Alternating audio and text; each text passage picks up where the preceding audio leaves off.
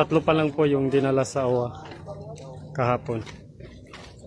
Bali po sa ngayon, ito na po kayong ito kami ngayon, kompleto pa. Bago natin panoorin ang kabuuang video, isang maganda at mapagpalang araw sa inyong lahat. Yan ang mga sinapit ng mga kapwa nating OFW sa bansang Saudi Arabia. Tinanggalan sila ng matitirhan. At sa ngayong panahon ay sobrang init pa dito kasi summertime pa rin dito sa Middle East. So ayon sa OWA ay nakapagdala na sila ng 3 OFW papunta sa OWA shelter sa nasabing bansa. So dapat talaga na dadaan sila sa tamang proseso para sa ganon hindi maiwasan na magiging problema ng ating gobyerno at saka mga workers. So panoorin natin ang kabuuang video. Magandang umaga po. Sa ngayon po patuloy na nandito pa rin kami sa labas at wala pa pong na ano sa amin. Tatlo pa lang po yung dinala sa OWA kahapon. Bali po sa ngayon, ito na po kayong ito kami ngayon, kompleto pa. 2 araw na kami sa labas. Sobrang init. Ito po yung naghihintay, kukunin na po yung kapin. Wala man lang silang inform na pangmadalian. O ito yung sitwasyon namin ngayon. Para kaming ginagawa. Ito. Awas.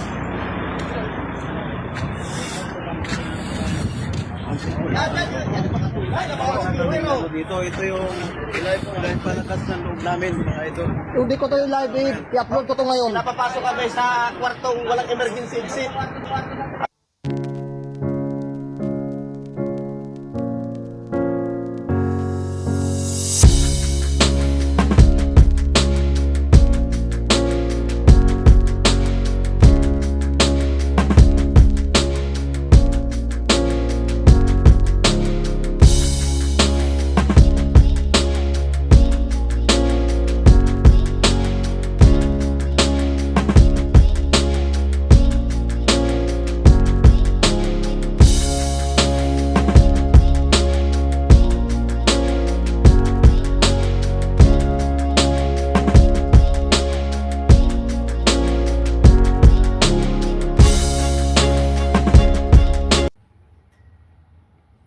At ito ang pahayag ng ating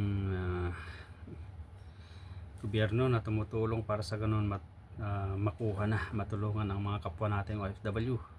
3 na po sa ating mga kababayang driver ng Hamad Transport sa Dammam ang ligtas ng nailipat sa ating shelter.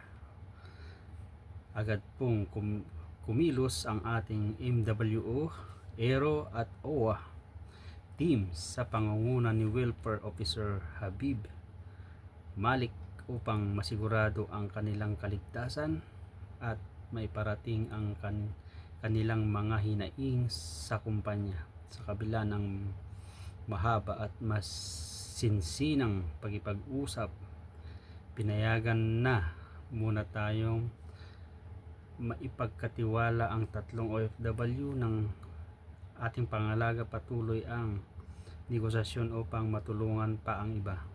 So gumagawa na po talaga sila ng paraan kasi ang hirap dito, tag-init. Mahalaga po tandaan na may umiiral na mga batas sa Saudi Arabia at ginagawa po natin ang lahat ng hakbang, tamang proseso upang maiwasan ang anumang komplikasyon gaya ng huroob o pagkakaso.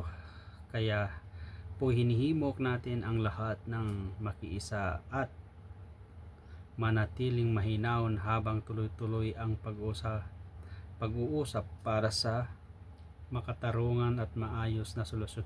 Tama po kasi kailangan natin talagang sundin yung batas dito sa Middle East, lalo na nandun sa Saudi Arabia. May sarili talagang batas yan. So sana matulungan agad-agad yung mga kapwa nating OFW kasi kawawa sila, tag-init ngayon. Yan ang mga sinapit ng mga kapwa nating OFW sa bansang Saudi Arabia. Ayon sa isang kumukuha ng video ay kinuha yung tirahan nila na wala man lang abiso ng kanilang kumpanya. Pero ginagawa naman lahat ng ating gobyerno kasi nga sa panahong ito, sa time tag-init pa rin dito, summer, sobrang init pag nasa labas ka, lalo sa tanghali ay parang nasa loob ka ng oven. Sana ay matulungan ng gobyerno natin agad-agad ang mga kababayan nating OFW na may alis sa kanilang kasalukuyang tinitirhan ngayon kasi parang kung titignan mo yung video ay nandun na lang sila sa isang straight na nakatira. Dan tulad ng sabi ko, napakainit dito at napakahirap. Ay, hindi naman ganun basta kadali na pumunta ng isang OFW at kunin siguro ng ating gobyerno kasi nga may tamang proseso. Kaya yung gobyerno natin, OWA, DMW ay ginagawa naman nila lahat ng kanilang makakaya kasi may tatlo na silang nadala papunta sa OWA shelter ng bansang Saudi Arabia. So ito ay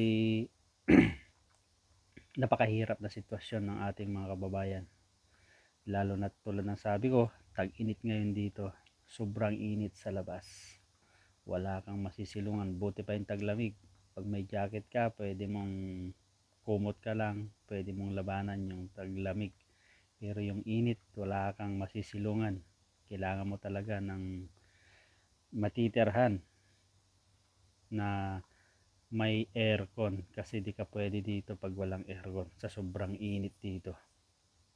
At yung pamilya ng mga kapwa nating OFW, sana ay okay lang kayo at pagdasal nyo na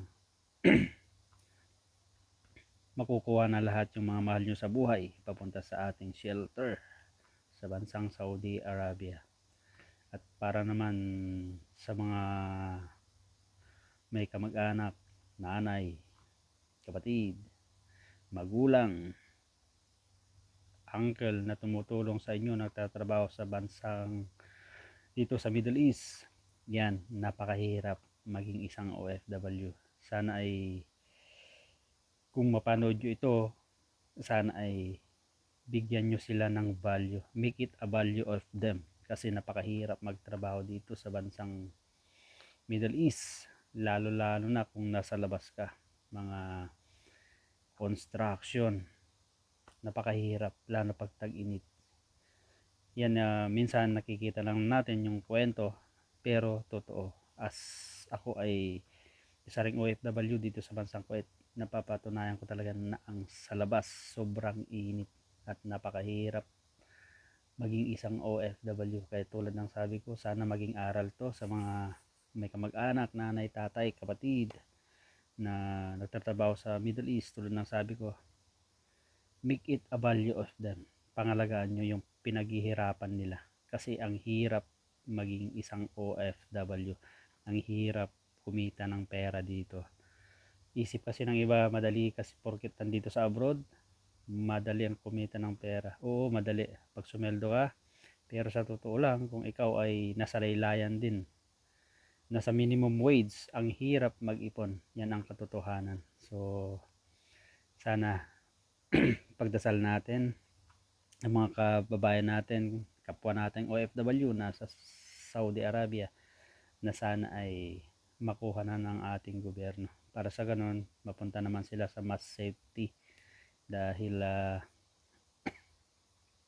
tulad ng sabi ko, dito ay summer pa rin, napakainit sa labas at ang hirap. Isipin nyo, sa labas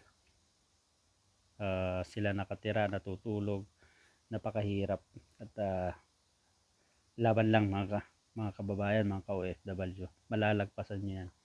Pagdasal natin at sana ay agad-agaran kayong matulungan ng ating gobyerno. At ito na ang pahayag ng ating gobyerno ay ginagawa naman nila ng paraan para sa ganoon makuha na kayo dyan at may alis. So maraming salamat sa iyong pagsama. Ipagdasal natin mga kapwa nating OFW, mga kababayan ko sa Pilipinas at sa mansulok ng mundo, mga OFW. Have a nice and great day to all of you. Kita-kits sa mga sunod kong videos.